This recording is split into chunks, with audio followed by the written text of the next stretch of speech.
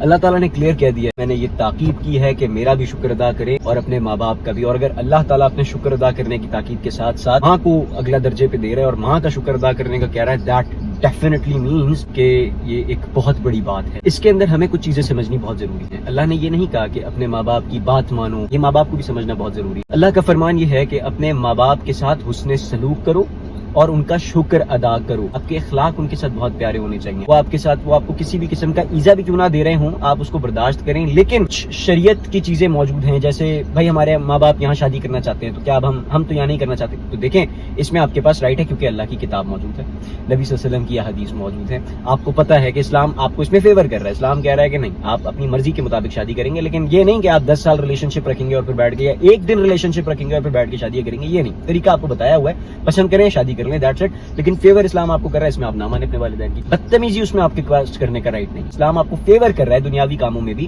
آپ اس میں آپ ایک لیوریج حاصل ہے، لیکن اللہ تعالیٰ یہ بھی کہہ رہا ہے کہ دنیا کے کاموں میں ان کا ساتھ دو۔ سو آپ کو دنیا کے کاموں میں ان کا ساتھ بھی دینا ہے، ان کے کام بھی کرنے ہیں، ہاں، لیکن دنیا کے کاموں میں کوئی ایسا کام نہ ہو جو کہ اللہ کی حدود کے خلاف ہو، یعنی کہ بچے یا بچی کی بنا مرضی کی شادی کرا دینا، سود کے کام کرنا، حرام کام کوئی بھی ایسا اس میں کہ باپ کا شراب کا بزنس ہے، بچہ جو ہے وہ قرآن کو فالو کر رہا ہے اور کہتا ہے کہ یار میں تو دنیا کے کاموں میں اللہ نے کہا ہے ساتھ دو تو میں باپ کا کام کر رہا ہوں، نہیں، اس میں آپ کو اللہ تعالیٰ خود کہہ رہا ہے کہ آپ اپنے آپ کو سائڈ کریں۔ اللہ کے قانون کے خلاف کوئی چیز ہو رہی ہے اس پہ آپ اسٹینڈ لے سکتے ہیں، لیکن ادب کے ساتھ، ادب آپ کا میٹر رکھنا چاہیے۔ غصہ آئے گا اس میں آپ کو بہت، لیکن ادب آپ نے کوشش کرنی ہے کہ ہولڈ کر کے رکھنا ہے اور خود کو سائڈ کر لینا ہے، آپ نے اللہ کی حدود کے خلاف بھی کام نہیں کرنا۔ اس کے ایک سٹیپ اور اوپر جاتے ہیں، اگر وہ ڈائریکٹلی آپ سے کوئی ایسا کام کہتے ہیں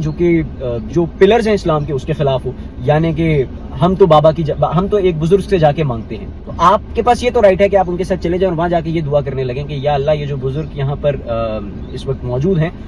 ان کے تمام گناہوں کو بخش دے۔ اس میں اگر آپ کے والدین بزرگوں سے مانگنے والے ہوں گے تو ان کو چنگاریاں لگیں گی، کوئی بات نہیں، بٹ آپ کو یہ میں کلیئر کر رہا ہوں کہ پلرز کو آپ نہیں ڈسٹرب کر سکتے۔ دنیا کے کاموں میں بھی اس چیز کو آپ نے ہولڈ کر کے رکھنا ہے، کوئی ایسی چیز جو آپ کو اللہ خود فیور کر رہا ہے اور آپ اس میں پھر اللہ کی حدود کو کراس کر رہے ہیں اس لیے کہ میرے لیے میرے ماں باپ کی فرما برداری ہے، تو یہ آپ بہت بڑی جہالت کر رہے ہیں۔ والدین کو چاہیے کہ ان ماں باپ سے جا کر پوچھیں جن کے پاس اولادیں نہیں ہیں، اور اولاد کے حقوق کے بارے میں پڑھیں۔ جہاں سے آپ کو چلتا ہوا پھرتا ہوا جمعدار بھی اگر آپ کے حقوق بتا دے گا نا تو آپ اس کی بھی تعریفیں کرنا شروع کر دیں گے، ہاں دیکھو کیا بتا رہا ہے، آپ کے اندر یہ خصلت بن چکی ہے اپنے آپ کو صحیح بتانا۔